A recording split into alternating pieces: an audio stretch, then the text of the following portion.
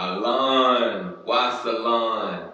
You with the Nasty Pastor, and I'm back with another chapter read from Ramses, the Son of Light, Volume 1, Series 1. We are on chapter 6. We're into part 2. We get ready to start part 2 of chapter 6 with this read.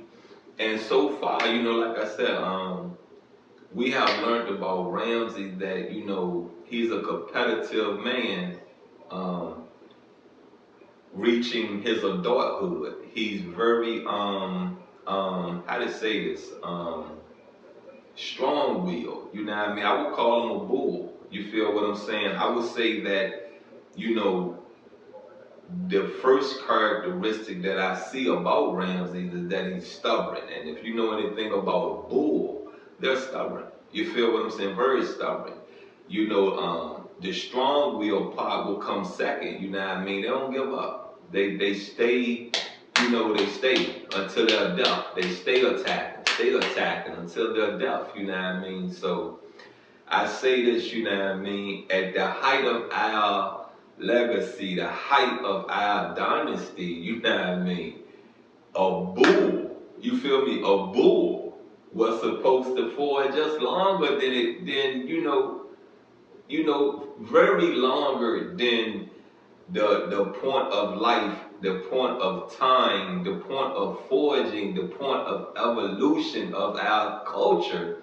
They're supposed to surpass Moses. You feel what I'm saying? Surpass Moses. You feel me? The way I view it, the way I see it, a great ruler know when to say no. A great ruler know when to say, son, you're right. Let me sit down. Let me pull this up out of my, country. Being that we're speaking of Ramses. You got what I'm saying? And to be ignorant to the things you have lost and still, you feel me? And still want to follow Moses into a parted sea. Come on, man. I wouldn't even did that. I wouldn't have did that because I know it does not look right. You feel what I'm saying? It does not look right and it does not make sense to me. So the things that have happened in Kemet, that have happened in ancient Egypt, have happened in Upper Africa, this man didn't pay attention to it. And that's where the stubbornness come in. You know what I mean? Think about how many times that matador take that red cloth, turn it around, and really, I've seen some bullfights, you know what I mean? Whether it was TV scripted or whether it was the live bullfight at a rodeo, that cloth, that red cloth, the handle you could take apart, and there are spears. You feel what I'm saying? You're supposed to stab the bull. You got what I'm saying? So after you stab that bull take their first knife shot, their first spear shot, you would think that bull would say, forget it, right? But that bull still be charging you with that spear in the skin. Look, you with the Nasty Pastor, and I'm gonna get into this reading. I've took too much time on this intro, but I just want to say, lose your stubbornness, lose your pride. You feel what I'm saying? Pride and stubbornness is almost the same thing, and I was taught that, to lose it. You feel what I'm saying? I was taught to lose it at a young age. I was told I have too much pride in me. You feel what I'm saying? So I had to do away with that. I had to chip away with that. Sari dozed beneath the tall sycamore shading his garden. Ramsey paced in front of his sister, Delora, who was stretched out on a lounge chair. She was a plain woman interested only in her comfort and well-being. Her husband's prospects would guarantee her a life of ease, free from everyday concerns. Tall and ungainly, perpetually exalted, endlessly pampering her bad complexion, Ramses' sister prided herself on knowing all there was to know about life at court. You really should stop by more often, my dear. I've been busy. Oh, that's not what I heard. Ask your husband. I'm sure you haven't come here just for the pleasure of seeing me. No, I need some advice. Delora was delighted knowing how Ramses hated to ask for help. Another one, that was me. You feel what I'm saying? That's another characteristic of me. You know, as a child, I just didn't want, I didn't, you know, I'm gonna put it to you this way and I'm gonna repeat it to you again. You know, it's somewhere on an account of mine me explaining how I burnt my inner thigh when I was a child. I'm talking about child. We talking about elementary school. We talking about no, I'm not gonna even give it elementary school. We talking about probably no schooling at all. You got what I'm saying? I know I didn't have Pampers on. I know I could walk. I know I could talk. You got what I'm saying? But if we're really getting into school, we talking about Head Start. You know what I mean? If my mother's right that we left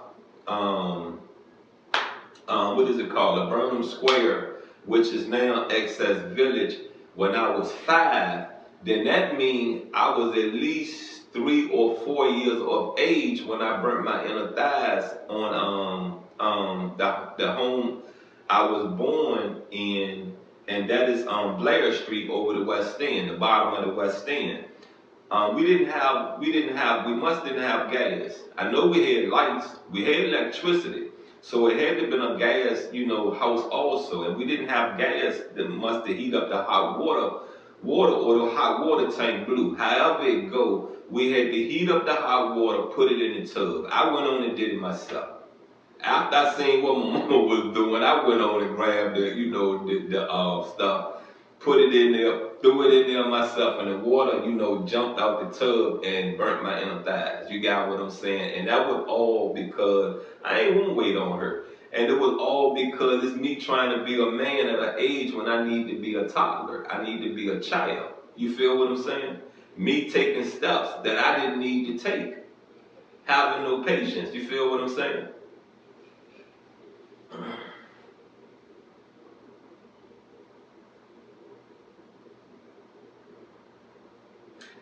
Ask away, I'll answer if it's within the power. Do you know a girl named Aset? Describe her. Ramses complied. Aset the fair. His sister frowned, quite the temptress. Only 15 and already beaten admirers away from her door. The most beautiful woman in Memphis, some people claim. Her parents, rich and socially prominent, with palace connections that go back generations. So you're Iset's latest catch. She's asked me to a party. Join the crowd. Every night is a party for Iset. Are you going? She has some nerve because she took the initiative. Don't be so old-fashioned. Little brother, Iset the fair finds you to her liking. It's as simple as that. Now I want to say this to you, you know what I mean? You know, she's 15, partying every night. Every night. Every night. This is a 15-year-old woman. I would say girl, but I'm going to say woman because in the times of before Christ, like I said, you got what I'm saying? If you at 1 year old with a pamp on can go out and retrieve some food for the family, you man. You a man. You get me? You a man. So when I say, you know, age is just a number, it's just a number.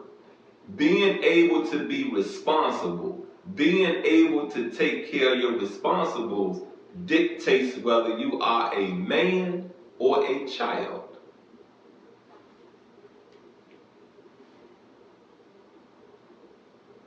A young unmarried woman shouldn't. Why not? We're in Egypt. We don't have to live like backward barbarians. I wouldn't recommend Aset as a wife, but be quiet, Delora. Don't don't you want to hear more about her? Thank you, dear sister. I've had quite enough of your expert advice. Just one more thing. It's time you get out of Memphis And why? The warning. You no longer count here. Stay much longer, and you will wither on the vine. In the provinces through, though they'll respect you, but don't plan on talking. I set the fair along for company. She doesn't like underdogs. I've been told that our brother, the future Pharaoh, finds her quite attractive. Get away from her as fast as you can and stay away unless you plan to die young. Now let's go ahead and close this out. Let's close this part of the reading out. And, really understand that, if men before Christ are considered men because you can go out there and bring food back in, how is it for the women? As you can see, she's 15 partying all night. Every night she's partying. Every night she having a party. You feel what I'm saying? I don't want to get into too much she's spoiled because she's with a well-off family. You understand what I'm saying? I don't want to even get into that. That's the reason why, back then before Christ, as I said, they raised their kids, their babies, to manage at an early age. You feel me? Yesterday, I had a talk, and this reading, so you will understand, like yesterday, this reading is being recorded in February 2025. The day is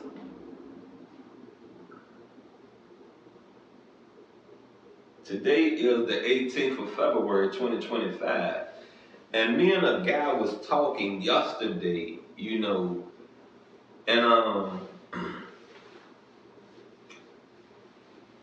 there was things that was being said that I understand, and you have to evolve in your life. You feel what I'm saying? You have to evolve. Times are different everywhere you go. I never looked for Richmond, Virginia in North Carolina. I never looked for Richmond, Virginia in New York. I never looked for Richmond, Virginia in Washington, D.C. You feel what I'm saying? Those places I've went that I've put some time in, I want to see Washington, D.C. I want to see North Carolina. I want to see New York City. You got what I'm saying? If I went there for Richmond, Virginia, I might as well stay here. You get me? So what I'm basically trying to say, we're to evolve in our life. And we're to take our babies at an early age, you feel me? An early age, and teach them to be men, teach them to be women.